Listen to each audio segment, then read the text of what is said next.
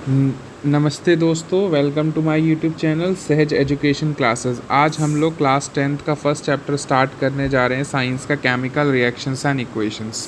ठीक है। अब इसमें अगर हम लोग देखें तो इसमें सबसे पहली लाइन अगर हम लोग पढ़ते हैं तो इसमें लिखा हुआ है कि facts are not science as the dictionary is not literature.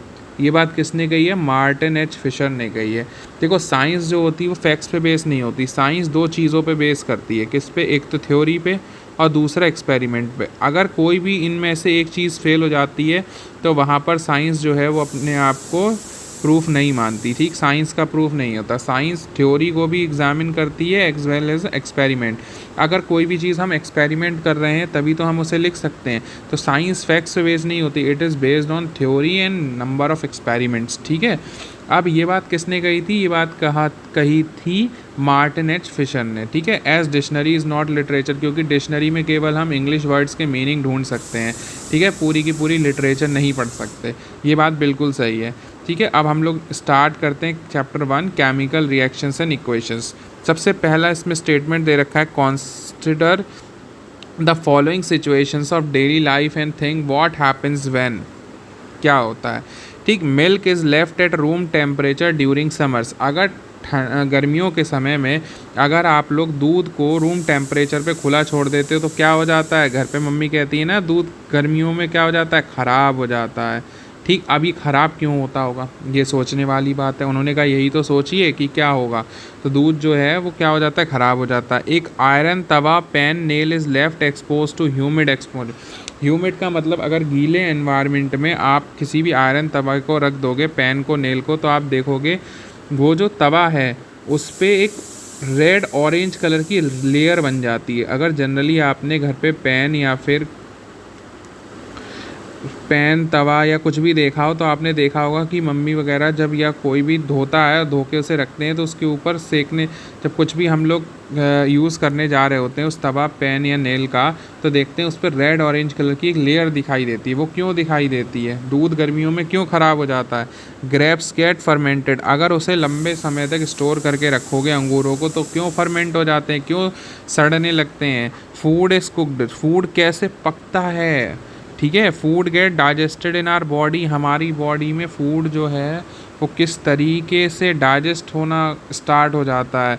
We respire. हम रेस्पायर कैसे करते हैं? हम सांस कैसे अंदर लेते हैं, कैसे छोड़ते हैं, ये सब कैसे होता है? इन्हीं सारे क्वेश्चंस को आंसर करने के लिए हम लोग ये चैप्टर डिस्कस कर रहे हैं। तो इसमें लिखा है, in all the above situation, सारी सिचुएशंस में the nature and the identity of the initial substance have somewhat changed. ठीक है। तो इसमें बताया गया है कि इसमें क्या होता है, जब भी ये ऊपर जो हमने चीज़ें पढ़ी इसमें कुछ ना कुछ नेचर में चेंज आते हैं या आइडेंटिटी में चेंज आते हैं। ठीक है। जो भी सब्सटेंस, जैसे मिल्क है, उसकी कुछ आइडेंटिटी या नेचर में चेंज आता होगा। जो आयरन है उसकी आइडेंटिटी नेचर में चेंज आता होगा। ग्रेप्स है उसकी आइडेंटिटी में, फूड की डाइजेशन हो रहा है उसमें, रिस्पायर कर रहे हैं उसमें, कुछ ना कुछ नेचर और आइडेंटिटी का क्या होता है? चेंज होता है। अब वो चेंज क्या होता है? We have already learned about the physical and chemical changes of matter in our previous classes. हमने क्लास 9th में, इन्होंने सही बोला, क्लास 9th में आपने पढ़ रखा होगा कि जो सब्सटेंसेस होते हैं वो कुछ ना कुछ फिज़िकल और केमिकल चेंजेस दिखाते हैं। फिज़िकल और केमिकल चेंजेस दिखाते हैं। ठीक है। When ever a chemical changes अकर, जब भी कोई केमिकल चेंज अकर होता है तब हम बोलते हैं कि केमिकल रिएक्शन हो रही है। ठीक है। तो जब भी कभी आपसे पूछा जाए कि केमिकल चेंज अगर किसी मैटर में हो रहा है, इसका मतलब उसमें केमिकल रिएक्शन हो रही है। ठीक है। क्या हो रही है? Chemical reaction. जैसे फॉर एग्जांपल मान लो कि आयरन है, आयरन का सिंबल होता है Fe।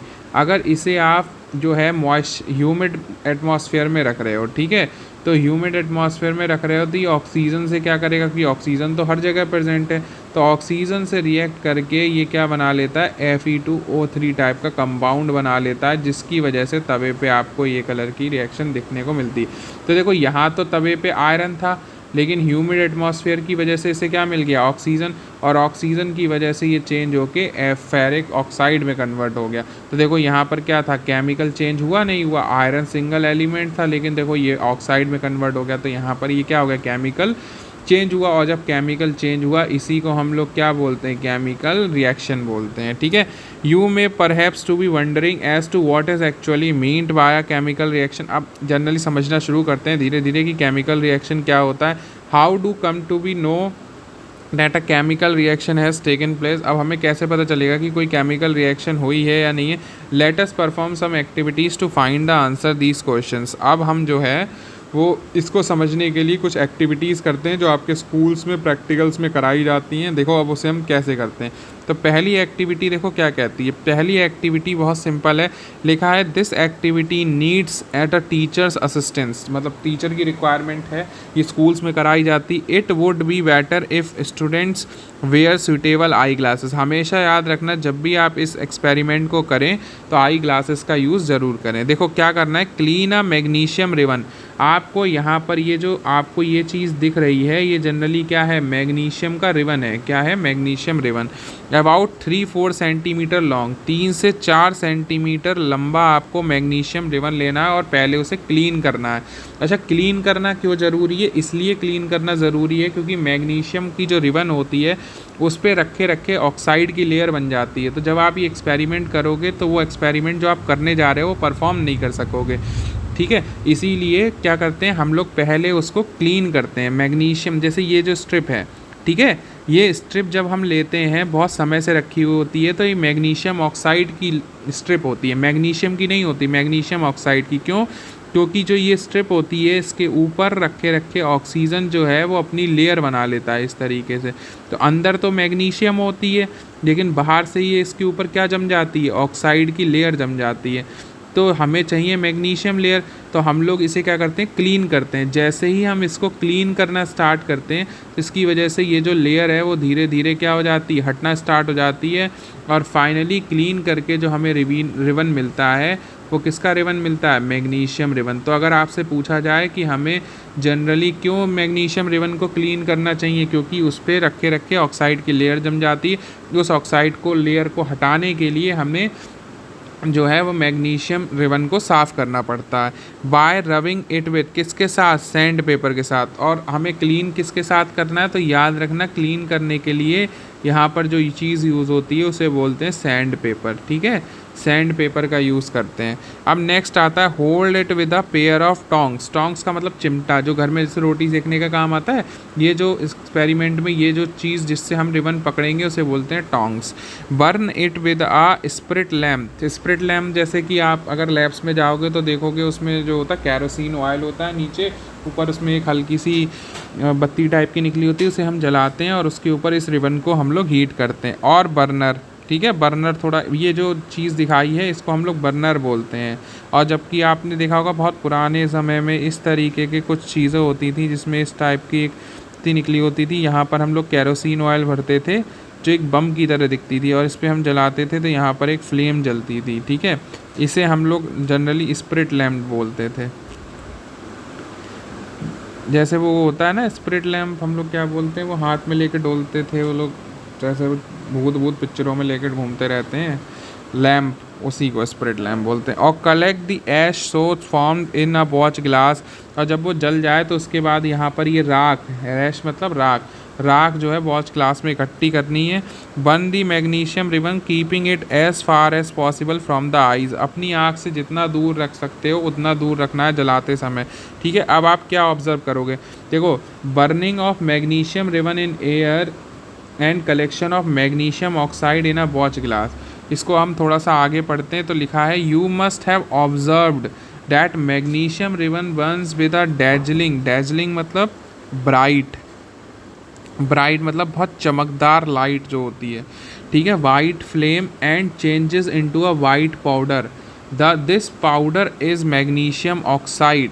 It is form due to reaction between magnesium and oxygen. देखो इस लाइन का मतलब ये है कि मैग्नीशियम जो था वो सॉलिड फॉर्म में था, ठीक है, स्ट्रिप ली थी, फिर ऑक्सीजन लिया जो कि गैसियस फॉर्म में था। और मैग्नीशियम सॉलिड और ऑक्सीजन गैस की जब रिएक्शन हुई, जब जलाया, जो फ्लेम थी उसमें क्या थी, जनरली ऑक्सीजन गैस थी। ठीक है, ये मैग्नीशियम का रिबन था। अब ये जब जला और इसकी जब फ्लेम हुई तो इसमें कंबाइन होके क्या बना, मैग्नीशियम ऑक्साइड।